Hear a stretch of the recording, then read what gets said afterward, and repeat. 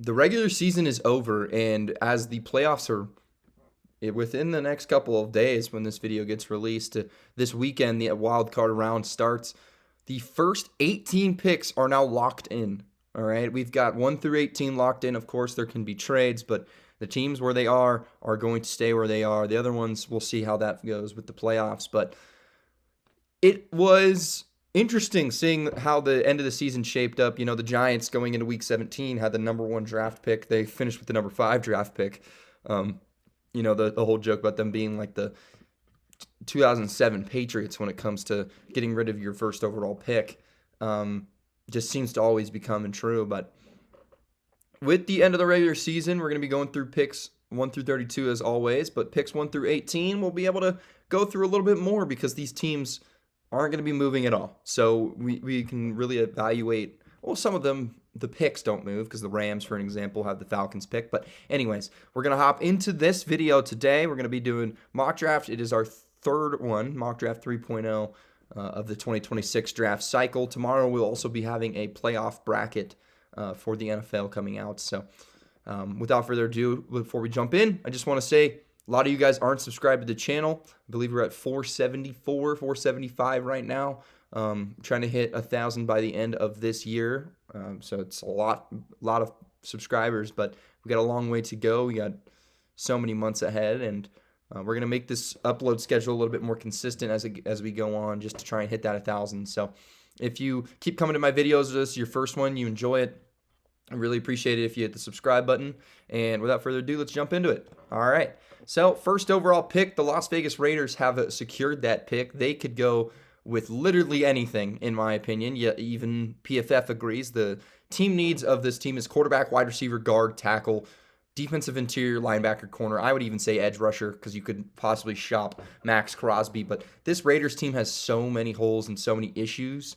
And I don't think it stems anywhere other than quarterback starting off. And that's what's going to happen. As much as I think the Raiders need to trade back and get more assets to be able to get better pieces, maybe trading back with a team like the Jets, maybe in the Cardinals. You know, the Cardinals could be in contention for a quarterback here if they decide to depart from Kyler Murray. But I think it's going to be an obvious pick here for the Raiders. We're going to go with Fernando Mendoza.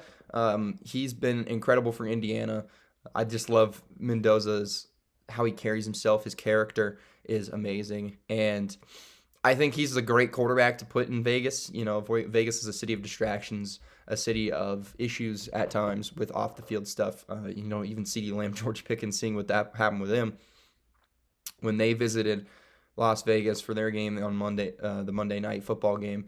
But Mendoza is a guy that will thrive in that area because all those off the field distractions that people could maybe be worried about won't really concern him. So Mendoza can be a good player. My only concern is he has a very good team around him at Indiana, and the Raiders do not have a good team around him. So they really need to focus in on building an offensive line around Mendoza and building a good team around Mendoza for him to really be able to flourish and help turn around this franchise that so desperately needs someone to turn around the franchise. So Fernando Mendoza, first overall to the Raiders. Now, second overall to the Jets. I've had some conflict. Honestly, I think that the Jets are a team that could maybe even still trade back.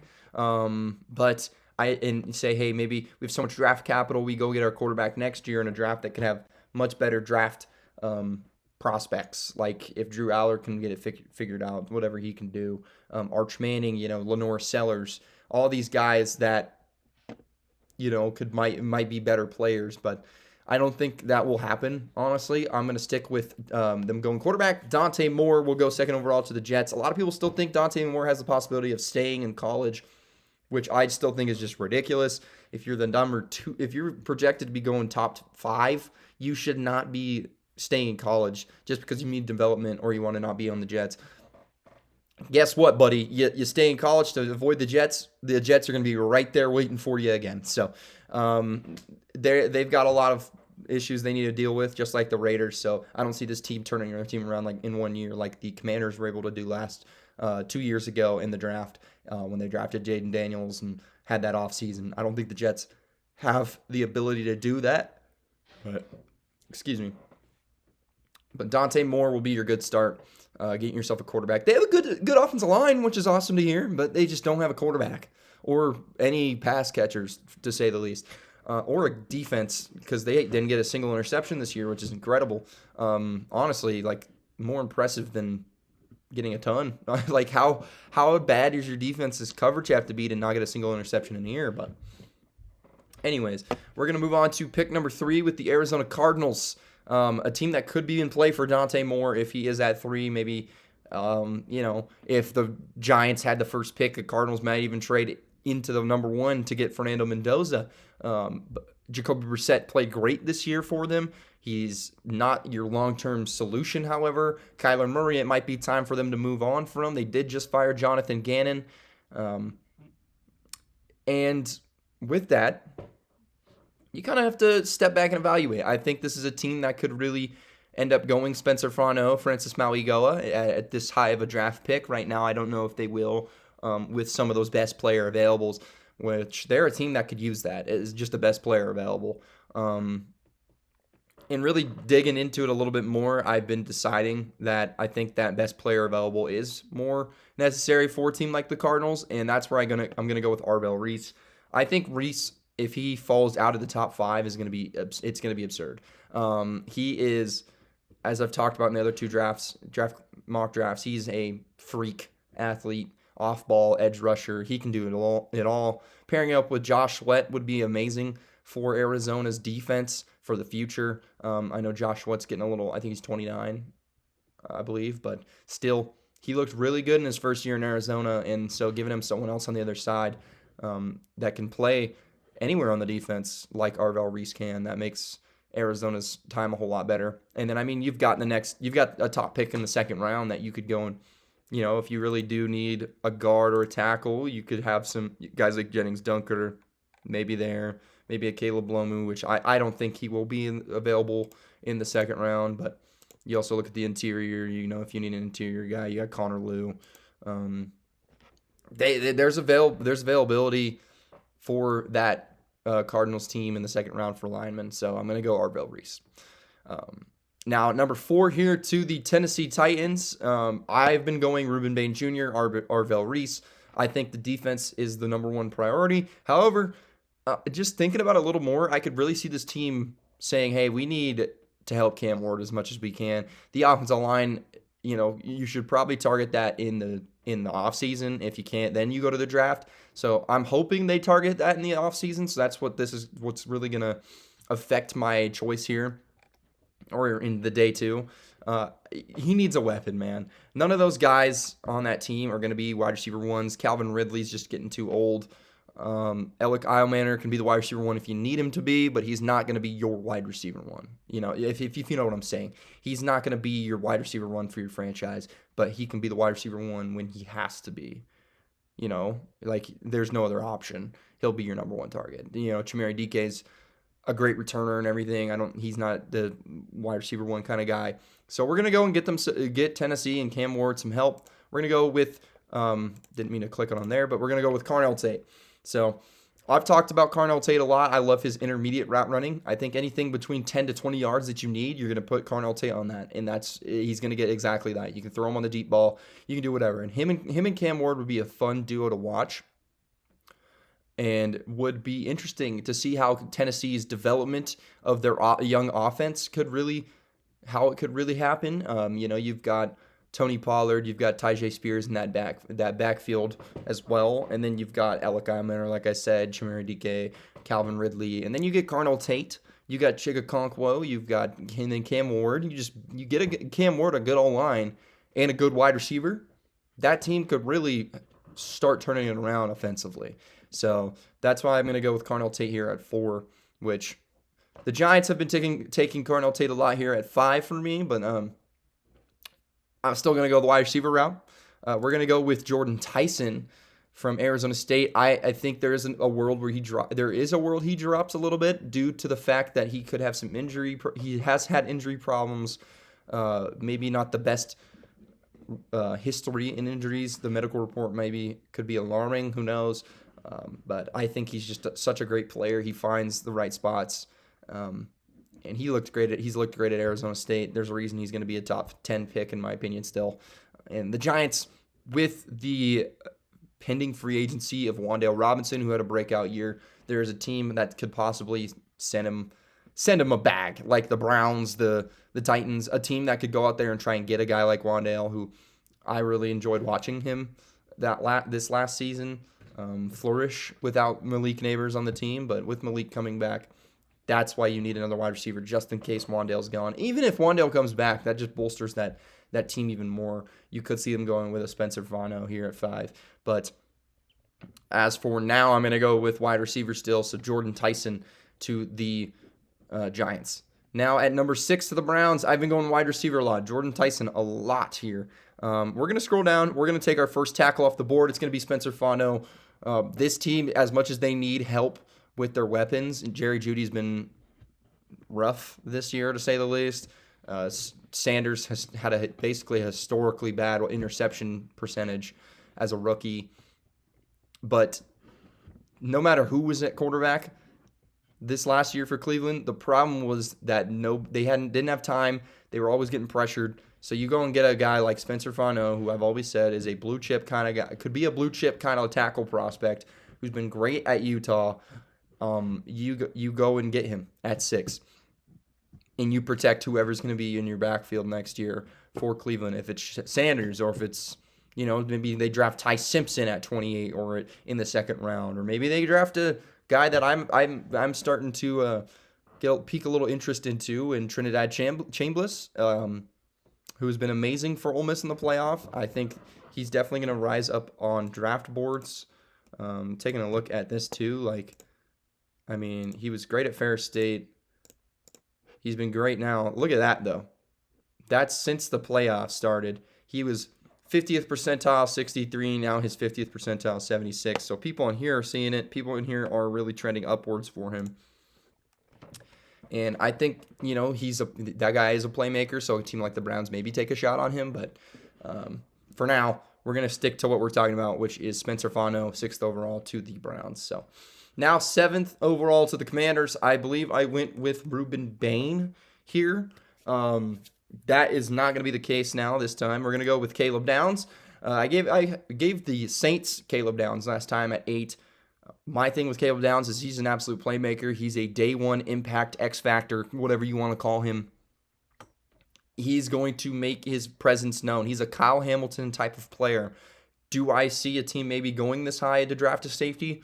I don't think so, but I think he is the best safety prospect we've seen in how long? Better than Kyle Hamilton as a prospect, at least. Maybe not as a NFL player. Obviously, you can't say that until we know how Caleb Downs does in the NFL, until he's in the NFL, but I think Downs has more hype. He has more skill than Hamilton was being looked at during the draft cycle. So I think Downs is worth a top 10 pick as a safety. And here's my thing. He's not just a safety. He's a safety that plays anywhere on the field. He's a safety you can throw in the box. You can throw him in the box. You can throw him at the slot. You can throw him at nickel. You can throw him up high. You can throw him anywhere. He's a versatile weapon that you can add to your defense. And he's Dan Quinn would love that. A guy that can move around on your defense and make impact plays anywhere.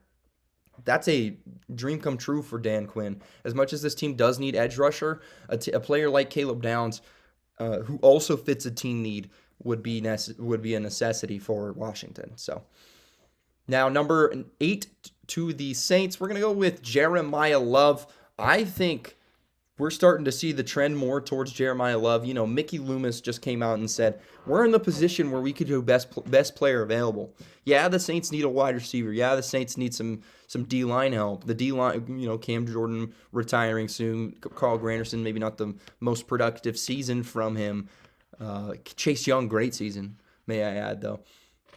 Best player available is in play, and Jeremiah Love or Ruben Bain Jr. is your best player available at number 8. And I think with Kellen Moore, you're going to want to see the Saints go with Jeremiah Love because he's an offensive guru. This guy's brain is insane how it works with his offensive schemes, his offensive firepower. I mean, you give Tyler Shuck a absolute weapon in the backfield like Jeremiah Love to learn from Kamara, play alongside Kamara. As much as I love Kendre Miller and I love Devin Neal, like, don't get me wrong, like, I have a big stack of cards over here, and one of them's a Kendre Miller like a Kendre Miller card, like right here. It's like I love Kendre Miller because I'm a TCU guy, and I love Devin Neal because I thought he was great at Kansas. Jeremiah Love, dude. Like, he is a different. There's levels to this thing, man, and there's levels to this playmaker thing. And Jeremiah Love is exactly that. So he would be a great addition to a Saints offense that's really been flourished at the end of the year. And yeah, you should probably find a way to boost that interior offensive line. They'll do that. They'll find their way to do that. But Jeremiah Love is a great add for New Orleans. And they've been picking up some wide receivers, too, and talking great about wide receivers like Jalen Polk, who they traded for at the beginning of the year. They've been talking great about his recovery from injury. So that's why I'm staying away from wide receiver, and I'm going with Jeremiah Love. So now, number 9 here to the Chiefs. I think they get an absolute steal of a player here at 9. It's going to be Rueben Bain Jr. I keep seeing Bain falling like out of the top 15 in people's drafts, and it just shocks me. If anybody even tunes into these Miami playoff games, the name you're always hearing is Rueben Bain Jr. It's honestly insane how this guy is dropping down boards. I know he doesn't have the longest arms. I think his arms are like 30.75, but he's a tank.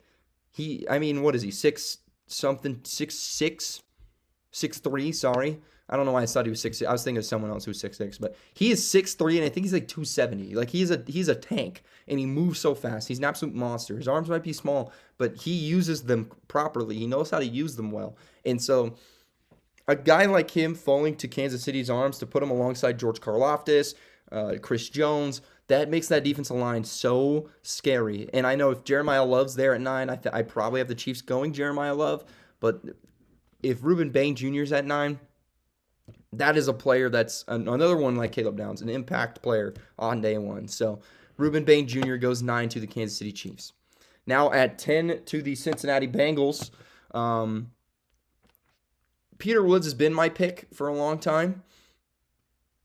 You did just draft Shamar Stewart last year, who is a very big. That's what I was thinking of, Shamar Stewart, because it's the next team.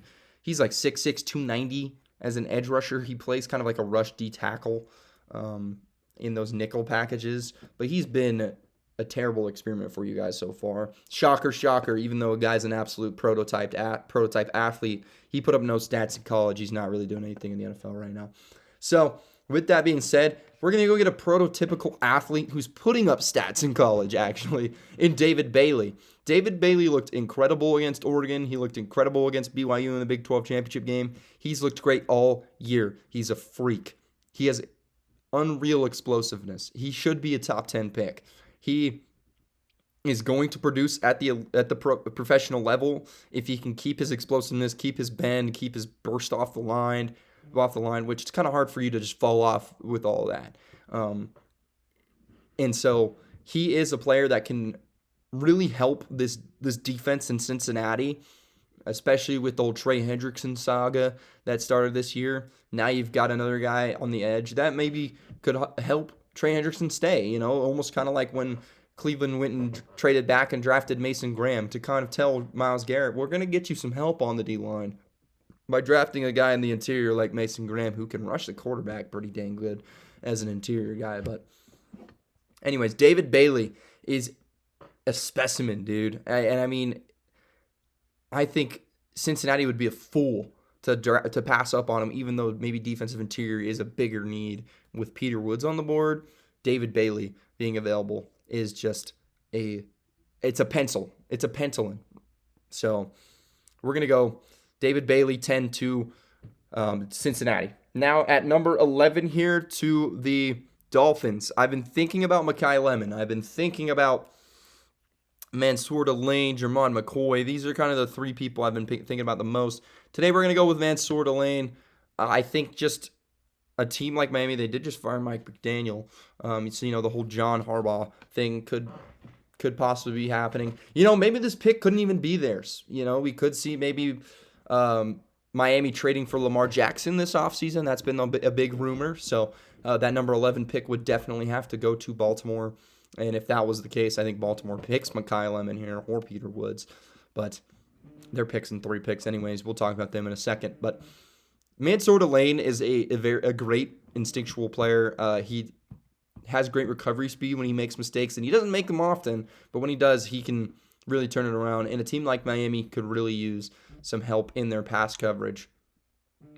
So that's why I'm going to kind of lean towards Mansour Lane over a Mekhi Lemon, who, even though Tyreek Hill's time in Miami might be over, you might need another wide receiver. I'm okay with the offensive weapons they've got right now that they can kind of really build off in the offseason again with.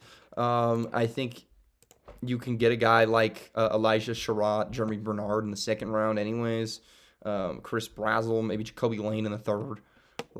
There's some good names out there. Mekhi Lemon's a great wide receiver, but I think Mansour Lane just fits the team need a little bit more. Now at 12 to the Dallas Cowboys. Cowboys fans might be upset about it. I'm going to go Sonny Styles. As much as it's kind of hard to draft an off-ball linebacker that high, we've seen Jerry Jones do this plenty of times, where if there's a guy that he likes and maybe it's a reach, he does not care. He's going to go and draft the guy. And Sonny Styles will be exactly that for Jerry Jones. But he can play. He can play well on the run. He can play well in the pass. 6'5", 243, a pretty good size for an off-ball linebacker. And I mean, he's been great for Ohio State. Ohio State's out of the playoff, man. Come on, focus up. Sorry, I'm just still thinking about college football. My bracket that actually absolutely fumbled in the second round. We only got Indiana right, but Sonny Styles is a great off-ball linebacker. The Cowboys absolutely need that. Kenneth Murray Jr. might be one of the worst offensive off-ball linebackers I've ever seen play football. Play NFL football. They desperately need help there. They also need desperate help at edge. Keldrick Faulk could be in play here for them, but we're going to be going with Sonny Styles. Now at 13 to the Rams, we're going to go to tackle, and we're going to go Francis Mauigoa. That tackle position for the long term is going to need an answer, and I think Mauigoa can play great tackle. He can play great guard as well in the NFL. He'll be a day one starter if they need him, or he can just be a guy that's a rotational piece. Maybe a six down lineman. He comes in, or he just develops into a starter as his first year goes. But the Rams have a lot of great pieces. Stafford maybe coming back for another year. Who knows? I just think Mauigoa is a good pick here. Jermon McCoy is also a really good pick here for the Rams. They could use some reinforcing that pass defense. However, I think the long-term concern at tackle for the Rams is what's going to drive me to pick Francis Mauigoa. So 14 here to the Baltimore Ravens. We're going to go with Peter Woods. Now, Peter Woods in Mekhi Lemon, that's kind of who I was really thinking about, was Peter Woods, Mekhi Lemon. Zay Flowers is fine. I think people in Baltimore are kind of over-exaggerating over the fact that saying Zay Flowers on a wide receiver one. He's the best wide receiver that's been in Baltimore for how long? I mean, you had years where Brashad Perryman was your wide receiver one, or what's his name, something Aiken, or something like that. See, I don't remember the guy's name, but he was your number one target.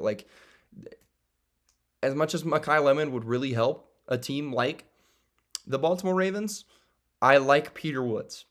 And I'm going to go with Peter Woods because your D-line has desperately needed some first-round talent players on there. It's kind of been a revolving door on the D-line in Baltimore, it feels like. So Peter Woods has been a great player. Maybe not the best, as good of a player as we expected him to be this year. You look at his trends. I mean, he was like a consensus top 6 guy, and now he's kind of slowly falling down the board. But he's still a great player. So I think Baltimore gets a steal of a player here at 14. Now, 15 to Tampa Bay here. I've seen some mock drafts where they go Mekhi Lemon at 15, and I'm like, they just picked Igbuka. They have clearly shown they love incorporating Jalen McMillan. Even though Mike Evans is getting older and nearing retirement, they're still using him, and same with Chris Godwin. So there's no world where Tampa Bay picks another wide receiver, in my opinion.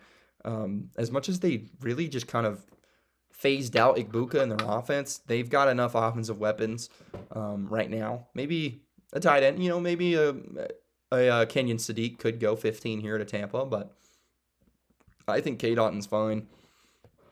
What I'm going to go with, though, is Keldrick Falk. They do need some edge rushing help. Their interior line is fine. They do need edge rushing help. You get a guy like Keldrick Falk, who is huge. I think he might be 6'5", 6. He is the 6'6" prospect I was thinking about. 6'6", 285 from Keldrick Falk, and he's just very physical, very dominant on the line. So the Buccaneers could really use some defensive help, and it can all starts at the D line and off the edge. A guy that can play kind of inside a little more, not always a 9-tech kind of player. So Keldrick Falk, going 15 here to Tampa. Now at 16 to New York, I think they are absolutely jumping for joy that Mekhi Lemon is still available at 16. You desperately need another pass catcher. Your second best pass catcher was Mason Taylor this last season. Garrett Wilson was your leading receiver this year, and he had 396 yards receiving. He hadn't caught a pass since I think it was week 8. Week 8? Maybe even week 6. I don't even remember what week it was, but he hadn't caught a pass since for over half the season. He was your leading receiver. Does also take into account that, your team just sucked. Really, your team was just really bad. You didn't have a quarterback. Justin Fields is not the answer. You got to figure that out. You're figuring it out with Dante Moore in this one. But Mekhi Lemon here at 16 is incredible value for a team like the Jets. You could see Jermon McCoy maybe going here, but we're going to go with Mekhi Lemon. Now, 17 to the Lions. You're going to go with Jermon McCoy. I don't like the idea of Amik Robertson as your nickel corner, as your slot corner, in the nickel package. I've got their defense pulled up right here, over here. So, I like Reed. Arnold still hasn't been able to figure it out, but I don't like the idea of Amik Robertson as your slot corner, as I said. So that's why I've really started to say if there's a corner available like him or Avion Terrell, I really do think this is a good spot for one of them. If Keldrick Falk's here, I could also see an edge going here. Maybe Tampa goes corner, but I like Parrish and I like Benjamin Morrison in Tampa Bay. So that's why I'm not really going corner. But Jermon McCoy, a great corner. I think he's great for zone coverage. And so you need a guy like him to really just help with that cornerback room that had its injury problems and its issues in Detroit. So that'll be my 17th pick. 18 here to the Vikings. We're going to stick with corner. It's going to be Avion Terrell. I think DB is most definitely your biggest need. If you were a little bit lower on the draft board, higher on the draft board, lower number, higher up, better pick, you could try and get Jeremiah Love, because I don't think Aaron Jones is getting older. He's like 30. Jordan Mason, I don't think is the answer in Minnesota. And Jeremiah Love, it's another situation like the Saints. You've got a Jeremiah Love player. You go and pick him. So, but Avion Terrell, I love the way he plays. I love watching his film, the stuff that he posts on his Instagram too. If you go and watch his stuff, he is an absolute dog. Great footwork, great instincts, great eyes, great vision, everything. It pains me to see him in a Vikings jersey if he is drafted by the Vikings, because I'm not a Vikings guy. You guys would know this because I'm a Saints fan. I don't like the Vikings. I don't like the Vikings. And Avion Terrell in a Vikings jersey would make that team so much better. It would actually pain me to watch him in a Vikings jersey. But he is going to be an impact guy, and he is an absolute dog. He's a little small, but he's a dog, and he plays bigger than he is. So that's why I think that's a great pick for Minnesota. Now at 19 here to Carolina, they could use another pass catcher. I'm leaning towards that. We're going towards edge rusher as well. Cassius Howell, if Sonny Styles is still here, maybe even C.J. Allen. I don't think they'll go that route. We're going to go with pass catcher, though. We're going to go with Kenyon Sadiq. They do have Ja'Tavion Sanders. They did just get another rookie tight end, but Kenyon Sadiq, I think, is a great spot. Carolina's a great spot for him. Bryce Young could use a guy like him who can be a matchup nightmare. He's one of those modern tight ends that is a great route runner. He's, another, maybe not the same player, but Colston Loveland, two Idaho boys over here, one from Skyline High School and one from Gooding High School. They play kind of similar. They're a great receiving tight end. And I like Kenyon Sadiq's blocking too. That's the thing. I like it a little bit more than I liked Loveland's. But Sadiq, having a guy like that for Carolina could really help just make that offense more powerful. You've got a great backfield duo in Dowdle and Hubbard. Tetz looked amazing. He'll probably win Rookie of the Year, Offensive Rookie of the Year, which, Shuck could also maybe win it for the Saints, but I don't think he's played enough. And you got Leggett that's trying to figure things out. Jalen Coker's looked really good in his time. So you get Kenyon Sadiq out there.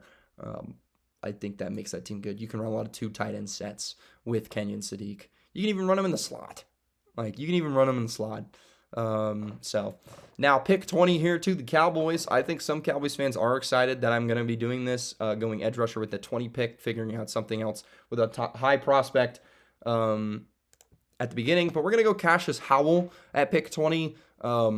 Cowboys fans hoping that the Packers can lose this week, so then that pick stays pretty good, 19-20 against the Bears. But the Packers playing against Bears. But Cassius Howell, I still think is just a huge pass rush guy. Development is needed on the run game. So that is something that could maybe drop him a little bit, but I think he's a great pass rusher to the point where the Cowboys could really use it. They just need some guy on the edge desperately. Jadeveon Clowney looked great for Dallas. I like Donovan Izaraku, the great second-round pick. Thought he was going to be a first-round pick last year. But a guy like Cassius Howell is a good player to get for those third downs, those passing downs, for a team that could use a dominant edge rusher. So now 21st here to the Steelers. I think this has been my pick in every mock draft. It's going to be Denzel Boston. I just think a wide receiver is the move here.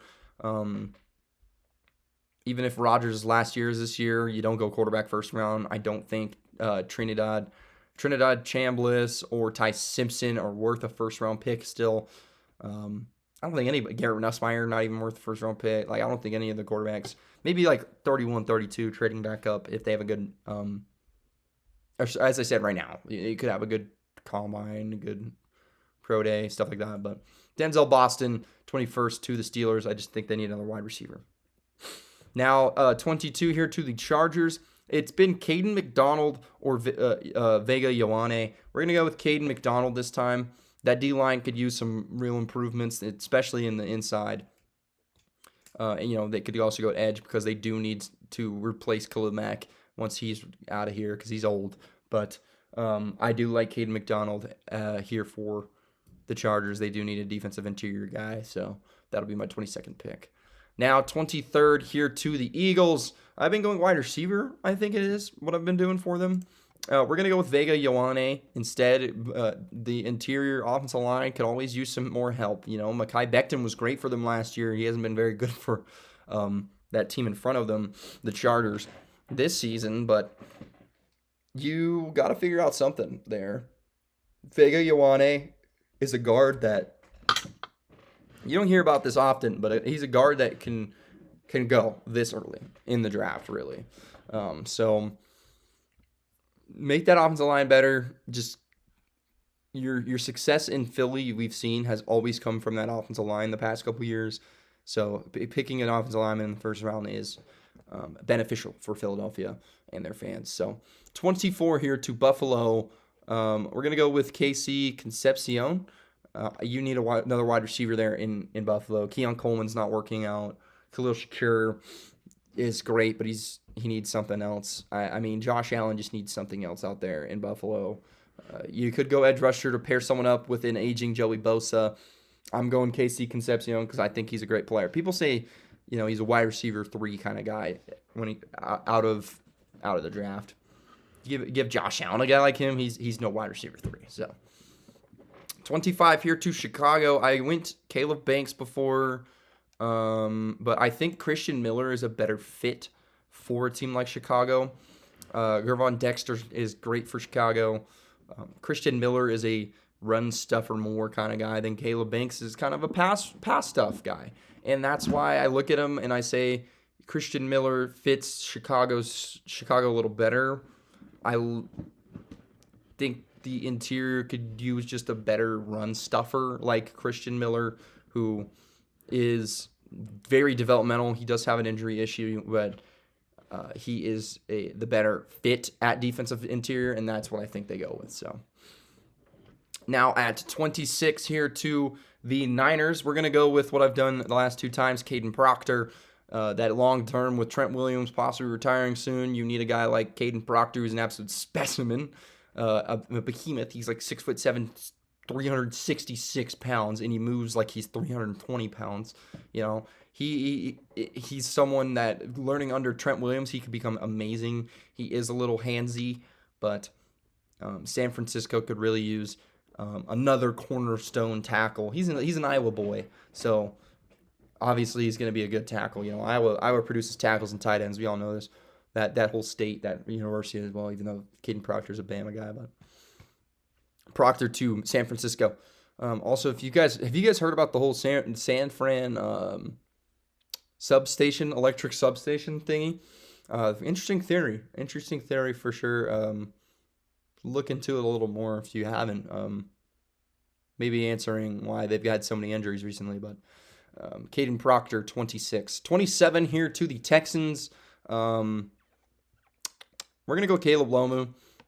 Now, I've thought about going Jennings Dunker because he'll probably be a guard. He'll probably move into guard this year, and he's a great football IQ-wise. But I think you could draft Caleb Lomu, put him at left tackle, and then Ariante Ursary, who you drafted last year, could really be a guy that you move into guard instead. I've always said Ursary should move to guard. The Texans, which let me double check on over here.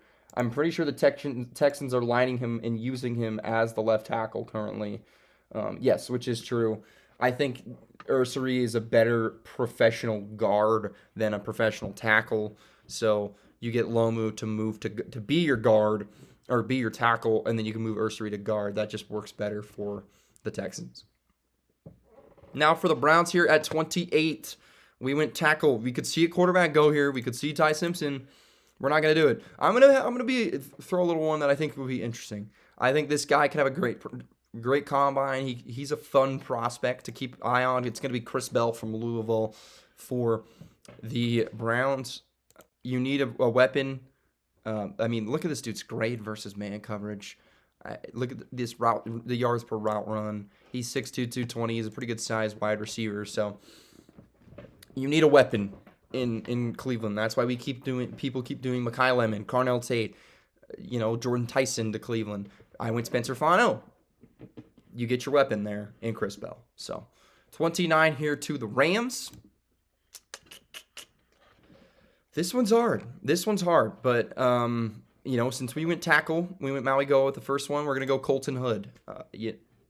That corner room, like I said, Jamad McCoy could be a good pick at their first pick at 13. But since we went lineman, we're going to go Colton Hood. Just the secondary could use improvement. Colton Hood can come in there and really just help the team where in certain positions, help them, maybe with some better flat coverage, help them with some better break on ball skills in that corner room. So it's been nice to see a guy like Emmanuel Forbes kind of somewhat turn his career around, but Colton Hood to the Rams. Now at 30 to the Patriots. I think the Patriots are absolutely jumping for joy. They are excited that this guy's here. They're going to go with T.J. Parker. Another guy, kind of like his teammate Peter Woods, who was really expected to be a top pick. I mean, look at that. He was like the third highest prospect coming into this year, and he's just dropped because the productions really hasn't been there. But I still think he's a good player who can fit in multiple schemes. So T.J. Parker would be a good pick there for New England. 31st here to Denver. We're going to go with C.J. Allen. an off-ball linebacker is really all that Denver needs on that defense. Kenyon Sadiq, if he's here at 31, they go with. I don't really see anything else, honestly. I think that's the only player really on the board. Maybe Anthony Hill Jr. if they think he's better than C.J. Allen. I just think right now C.J. Allen's a better linebacker, but I like his range. I like his side-to-side movement. So, and then finally here to the Seahawks at 32. We're going to go Brandon Cisse. You just need another corner, I'd say, at the most. That team is just so impressive. I mean, if we look at their defense, really, the only thing that I would like to change is taking Emanwari out of the slot corner spot, and that's why you draft Brandon Cisse. Maybe Job. I mean, he's kind of there because Riq Woolen isn't playing, but you take him out of that equation. You throw in Brandon Cisse. That really helps out that defense, who's already one of the best defenses in the NFL, if not the best. So, but that'll do it for this first round mock draft, for the first round mock draft 3.0. Post regular season, you've got Mendoza going first as a big highlight. Your first non-quarterback, Arvell Reese, and so we'll scroll up and down to let you see who your favorite team picked and whatnot. As we come to a close on this video, I just want to mention, again, if you aren't subscribed to the channel, I'd really appreciate it if you did hit the subscribe button. It's free. It helps me out a ton. We're trying to hit a good goal of 1,000 subscribers by the end of 2026. And, make sure to leave a comment down below. What do you want your team to do? What do you think? Do you think the pick I gave your team was the right pick? If so, awesome. If not, why? Tell me why. Tell me what you think you'd rather prefer. And really appreciate anybody for standing by and waiting for this part of the video, coming all the way through the end. And we will see you guys in the next one, which will be tomorrow, NFL playoff bracket. So see you in the next one. Peace out.